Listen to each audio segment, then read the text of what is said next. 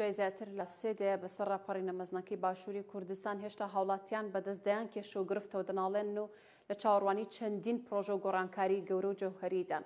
نووسەران و چاودێرانی سیاسیش دەڵێن هۆکاری ئەم دۆخە ویستی خۆسەپێنی لایەنێکی سیاسیە. دوای تێپەڕبوونی 32 ساڵ بەسەر ڕاپەڕینە مێژووەکەی گەلی کورد دژ بە زوڵم و زۆری ڕژێمی بەعەس، هێشتا کورد لە باشووری کوردستان نیگەرانە لە سیاسەتی حکومڕانی و چۆنیەتی ئیدارەدانی هەرێمی کوردستان.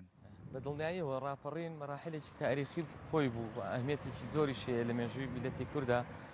چاودێری سیاسیە، دەڵێت ڕوونە، شەقامی کوردی تووڕە و نیگەران و ناڕازیە لەم دۆخی حکومڕانیە.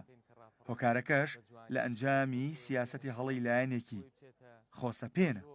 ئەوەی کە ئێستا ئەگوزارێ بەداخەوە ئەو گلەوی گازندەی کە هەیە ئێمە بێ ڕازگۆ بین لەگەڵ میلەتی خۆمانە، بەداخەوە لە نەتیجەی سیاسەتی هەڵە بووە لەلایەن لایەنێکەوە لە هەرێمی کوردستانە و ئەکرێ ئەمە چاک بکرێت و بگەڕێنەوە جارێکی کە بۆ ئەجنێدای بەرنامەی ڕاپەڕین و داخوازی کۆمەڵانی خەڵکی کوردستان، چکە ئامانجی ڕاپەڕین ئامانجە سەرچێکی ڕزگارکردنی کۆمەڵانی خەڵک بووە و بەدیهێنانی خواستەکانیان بووە، خواستەکانی جەستە لە خزمەت گوزاری لە پێداویستەکانی خەڵک لە بەرەو پێشبردننی ژیانی خەڵک خۆی بینێتەوە.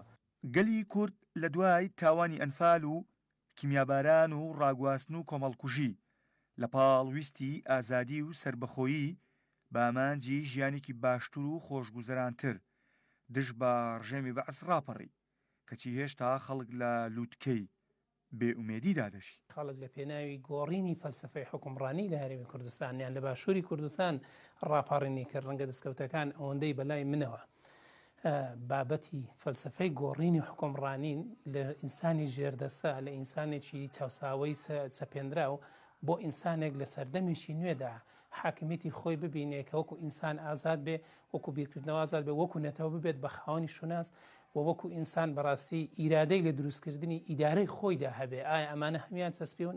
بە تەشید نەخێر و بەداخەوە تا ئێستاش لە کوردستانی ئێمە جۆرێک لە خۆسەپاندن هەیە و بەداخەوە لە کوردستانی ئێمەدا خەڵک لە لووتکەی بێئومێدیدا ئەم دەسەڵاتە. دوای تێپەڕبوونی زیاتر لە سێدەیە بەسەر ڕاپەڕیندا تا ئێستاش دەیان کێشە و گرفتی جۆرا و جۆر بەرۆکی هاوڵاتیانی هەرێمی کوردستانی گرتووە و ساڵ بە ساڵ و لە هەموو یادێکی ئەو ڕۆژەدا چاوەڕوانی هەڵاتنی خۆرێکی نوێن، بەڵام هێشتا ئەو خۆرە هەر هەڵ نەهاتووە.